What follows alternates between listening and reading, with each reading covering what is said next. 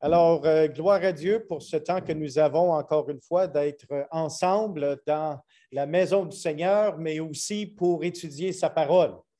Alors, la semaine dernière, nous avons débuté une étude sur l'être humain selon le livre de Hébreux, chapitre 4, versets 12 et 13.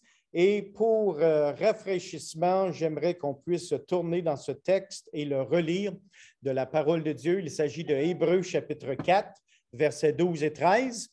Car la parole de Dieu est vivante et efficace, plus tranchante qu'une épée quelconque à deux tranchants, pénétrante jusqu'à partager l'âme et esprit, jointure et moelle. Elle juge les sentiments et les pensées du cœur. Nulle créature n'est cachée devant lui, mais tout est à nu et à découvert aux yeux de celui à qui nous devons rendre compte. Et évidemment, la semaine dernière, nous avons aussi étudié l'aspect de l'être humain en ce qui concerne sa situation physique, sociale, mentale, émotionnelle, ainsi que spirituelle. Et ayant étudié ceci, nous l'avons comparé à Luc chapitre 2, verset 52, qui parle de la croissance de Jésus-Christ, qui, lui, a démontré qu'il a grandi non seulement en sagesse, c'est-à-dire mentalement et émotionnellement, en stature, c'est-à-dire physiquement, mais aussi en grâce devant Dieu, qui est spirituellement, ainsi que grandi en grâce devant les hommes, qui est socialement. Alors, nous nous sommes inspirés de Psaume, chapitre 139, versets 13 à 16, qui nous dit que nous sommes une créature merveilleuse, tissée dans le sein de notre mère. Alors, le début de l'être humain, c'est dans le sein de sa mère, ce n'est pas à la sortie. À la sortie, c'est son entrée dans le monde. Mais dans ce qui concerne le cœur de Dieu, la vie débute dans le sein maternel. Ce matin, nous en sommes à notre deuxième partie de cette étude. Et maintenant, nous voulons regarder à ce que nous avons étudié la semaine dernière et le comparer à Dieu dans sa création de chacun de nous. Alors, je vous invite de prendre votre Bible et de tourner avec moi dans le livre de Genèse. Livre de Genèse, le premier chapitre, nous allons lire ensemble le verset 26 et 27. Et là, souvenez-vous que vous êtes au tout début de la création. Dans le passage de Genèse, chapitre 1er, verset 26, nous lisons ceci. Puis, Dieu dit, « Faisons l'homme à notre image, selon notre ressemblance, et qu'il domine sur les poissons de la mer, sur les oiseaux du ciel, sur le bétail, sur toute la terre, et sur tous les reptiles qui rampent sur la terre. » Verset 27, Dieu créa l'homme à son image. Il le créa à l'image de Dieu. Il créa l'homme et la femme. Maintenant, il y a quelque chose ici que, avant que nous procédons dans notre étude de ce matin, c'est très important pour nous de comprendre. Nous sommes créés à l'image de Dieu. Mais qui a écrit le livre de Genèse? Eh bien, c'est Moïse. Et dans le contexte, dans la société de Moïse, le mot tsalem, qui est le mot hébreu ici utilisé, voici comment ce mot est utilisé. Lorsqu'un roi conquérant allait conquérir une ville, il faisait une image de lui-même qu'il mettait dans le centre-ville pour démontrer son autorité, et cette ressemblance à ce roi donnait de l'argent au roi qui avait conquéri. Alors, c'était une représentation, et dans ce contexte, nous, lorsque Dieu nous a créés, le but de Dieu en nous créant, c'est que nous sommes sur terre pour représenter Dieu. Nous sommes son image. À 3 reprises, et dans ce texte, il nous est dit que nous avons été créés à l'image de Dieu. Nous sommes les représentants de Dieu sur terre. Maintenant, nous allons développer cette idée dans le contexte de ce que nous allons étudier ce matin. Dieu a fait tout le monde à son image, mais chaque personne est aussi individuellement unique et différent. Lorsque je regarde à tout le monde ici, Nous sommes tous créés à l'image de Dieu, mais nous sommes tous différents. Dieu possède une spiritualité, une personnalité, une raison. Il possède l'immortalité, des émotions et une volonté.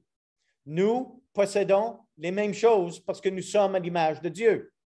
Maintenant, il faut comprendre que sur le point de l'éternalité, Dieu est éternel, mais nous sommes également éternels. Voici ce que ça veut dire. Ceux qui sont pécheurs non repentis vont être éternellement punis en enfer, alors que ceux qui sont sauvés par la grâce de Dieu vont être éternellement au ciel. Mais dès lors de la création, les êtres humains ont été créés éternels. C'est le péché qui a causé la mort, qui est le résultat de ce que nous vivons lorsque notre corps meurt. Alors ici, c'est pour cette raison que nous avons aussi une spiritualité. Et c'est le livre d'Éphésiens qui nous démontre ceci au 2e chapitre. Éphésiens chapitre 2, et nous allons lire le verset 1 jusqu'au verset 6. Voici ce qui est arrivé après la création, malheureusement. Vous étiez morts par vos offenses et par vos péchés. Ça, c'est l'ancienne vie de ceux qui sont régénérés, mais c'est la vie courante de ceux qui sont toujours perdus. Il est dit au verset 2, « Dans lesquels vous marchiez autrefois, selon le train de ce monde, selon le prince de la puissance de l'air, de l'esprit qui agit maintenant dans les fils de la rébellion. Nous aussi, tous, nous étions de leur nombre, et nous vivions autrefois selon les convoitises de notre chair, accomplissant les volontés de la chair et de nos pensées. Et nous étions par nature des enfants de colère, comme les autres. » Regardez bien maintenant le verset 4. « Mais Dieu, qui est riche en miséricorde, à cause du grand amour dont il nous a aimés, nous qui étions morts par nos offenses, nous a rendus à la vie avec Christ. C'est par grâce que vous êtes sauvés. » Ce qui est arrivé, c'est simplement ceci. Dieu nous a créés à son image. Dans Genèse chapitre 3, l'être humain est tombé dans le péché. En tombant dans le péché, la mort physique s'ensuit. Maintenant, qu'est-ce qui arrive lorsque nous acceptons Christ? C'est le verset 6 dans le livre d'Éphésiens chapitre 2. Il nous a ressuscités ensemble et nous a fait asseoir ensemble dans les lieux célestes en Jésus-Christ. Oui, à cause du péché, nous sommes morts, mais lorsque nous acceptons Christ, nous ressuscitons en nouveauté de vie en Jésus-Christ. C'est pour cette raison que nous pouvons dire que nous avons la vie éternelle dorénavant. Pas que nous aurons peut-être, pas que nous espérons avoir, mais que nous pouvons être certains maintenant que la vie éternelle nous appartient à cause du pardon de Christ qui nous a été accordé pour nos péchés. Alors, le but de Dieu, c'était que nous soyons créés à son image, des ambassadeurs, si vous voulez, de Dieu, des représentants de Dieu sur terre, mais à cause du péché, nous n'avons pas été capables d'être des ambassadeurs pour Dieu. À cause de notre nouvelle naissance, eh bien, c'est le but de Dieu en créant l'homme qui était pour tous les êtres humains que nous puissions être des ambassadeurs de Dieu et de Christ. Maintenant, regardez ce qui nous est donné et confié dans le livre de Éphésiens chapitre 6. Éphésiens chapitre 6 et le verset 19. « Priez pour moi, afin qu'il me soit donné quand j'ouvre la bouche, et c'est Paul qui parle ici, de faire connaître hardiment et librement le mystère de l'Évangile, pour lequel je suis, quoi? Ambassadeur, représentant, ambassadeur dans les chaînes, et que j'en parle avec assurance comme je dois en parler. » Une chose est certaine, c'est que le but de Dieu en nous créant, c'est qu'il nous a fait à son image comme un ambassadeur pour le représenter sur terre. À cause du péché, ça a été dans un contexte de péché, pas possible pour nous de représenter Dieu à cause de notre péché. Lorsque nous sommes nés de nouveau, maintenant, nous avons été déclarés capables de devenir ambassadeurs de Dieu sur terre. C'est ce que nous sommes. Ici, dans ce passage d'Éphésiens, c'est le meilleur passage d'évangélisation que vous allez trouver à travers les Écritures. Pourquoi? Parce qu'il est clair qu'à cause de ce que Christ a fait pour nous, dans notre nouvelle naissance, nous sommes ambassadeurs de Dieu. C'est-à-dire que maintenant, nous avons la tâche de représenter Dieu sur terre. Qu'est-ce qu'un ambassadeur fait? Un ambassadeur ne se représente pas lui-même. Il doit représenter l'autorité de son pays là où il est inauguré. Ainsi, c'est notre responsabilité de représenter Dieu sur terre. Alors, nous représentons Dieu parce qu'il est un être spirituel, il est un personnage vivant, il a certainement une volonté à laquelle nous voulons nous soumettre. S'il est évident que Dieu a des émotions, nous les voyons à travers toutes les pages des Saintes Écritures, Dieu est amour, Dieu est un Dieu jaloux, ça c'est toutes des émotions. Dieu a une immortalité, Dieu a une raison.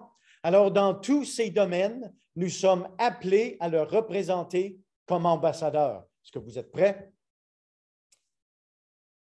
Eh bien, voici en quelques mots et sous forme de diagramme tout ce que je viens de vous expliquer.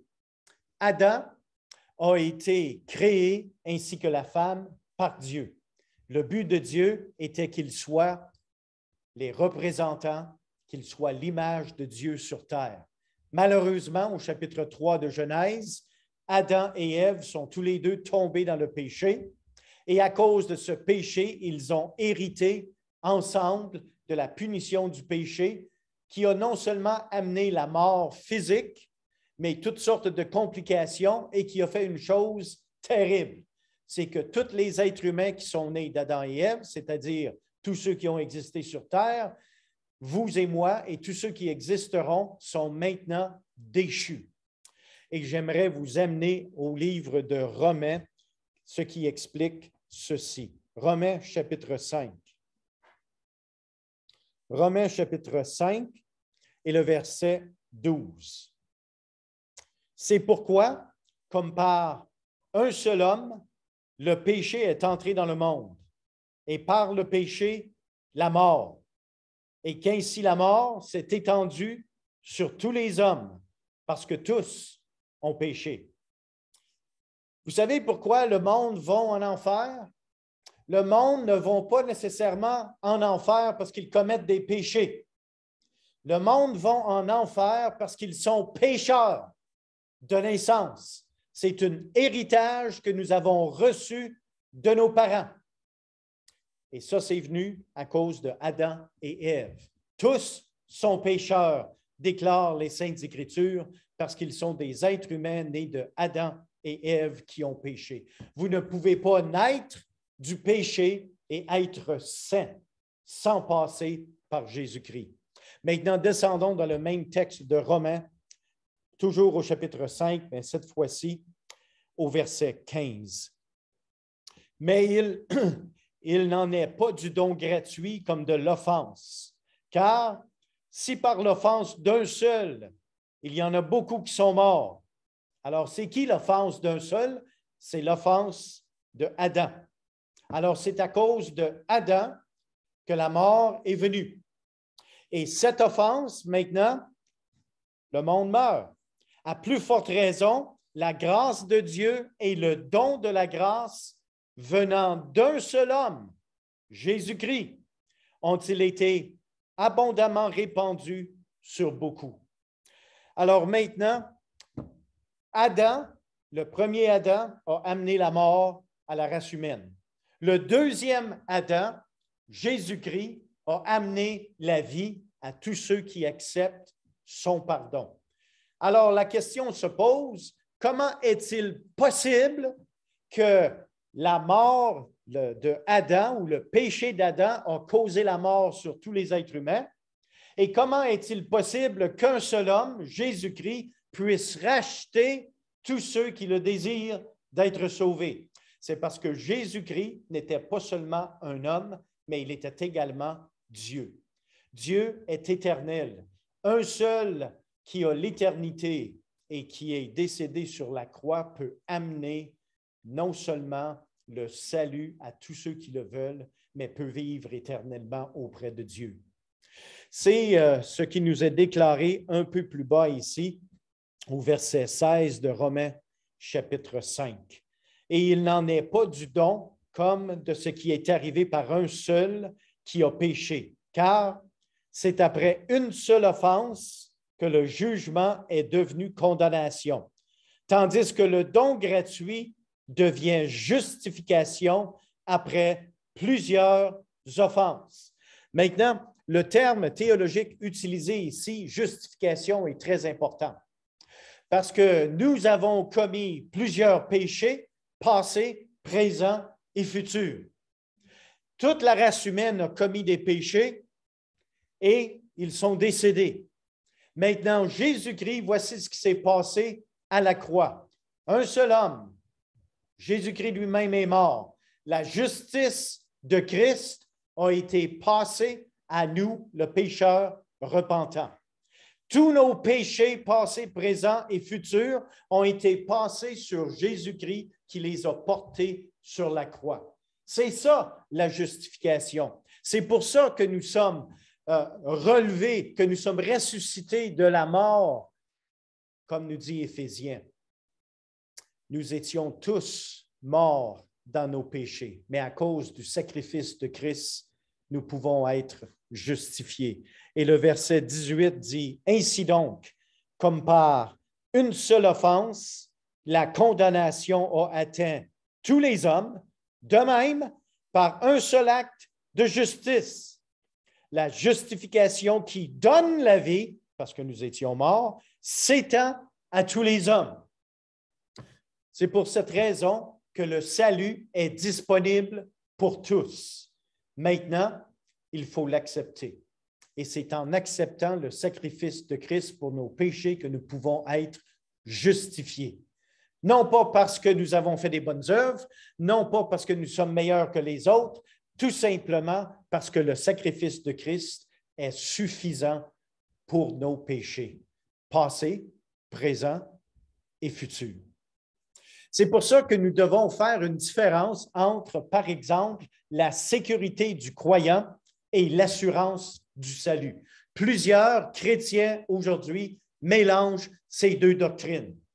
La sécurité du croyant a affaire avec les promesses de Dieu, c'est-à-dire les promesses telles que nous venons de lire aujourd'hui, que nous sommes justifiés à cause du sacrifice de Christ. Alors, si tu es justifié pour tes péchés passés, présents et futurs, alors c'est impossible que tu puisses perdre le salut. Une fois justifié, toujours justifié. Ça, c'est la sécurité du croyant. Maintenant, l'assurance du salut, ça a affaire avec vous et moi. Comment nous nous ressentons face au salut? Si à un moment donné, une bonne journée, tu tombes dans le péché, tu vas te sentir moins sauvé que la journée précédente. Alors, l'assurance du salut a affaire avec l'individu en ce qui concerne comment lui se ressent face à son salut. La journée qui est remplie de victoire, ouais, là, tu te sens sauvé. Alors que la sécurité du croyant ne change jamais. Alors, essayez de brancher votre assurance du salut dans le courant de la sécurité du croyant. Parce que ça, l'hydro ne manquera jamais. Le pouvoir va toujours être là. Et si jamais tu doutes de ton assurance du salut, retourne à la source du pouvoir qui te donne cette assurance personnelle, c'est-à-dire en Jésus-Christ et ce qu'il a fait pour vous pour que vous puissiez être pardonnés de vos péchés passés, présents et futurs. Et ça, c'est très important pour nous de comprendre. Alors, je vous inviterai, bien-aimés, de réviser les notes pour que vous puissiez bien comprendre ce qui vous a été expliqué ce matin. Que le Seigneur puisse vous bénir et vous accompagner et que vous puissiez vivre dans l'assurance de la sécurité du croyant pour vos péchés qui ont été pardonnés et portés sur la croix par notre Seigneur Jésus-Christ. Alors que Dieu vous accompagne dans votre étude bien-aimée.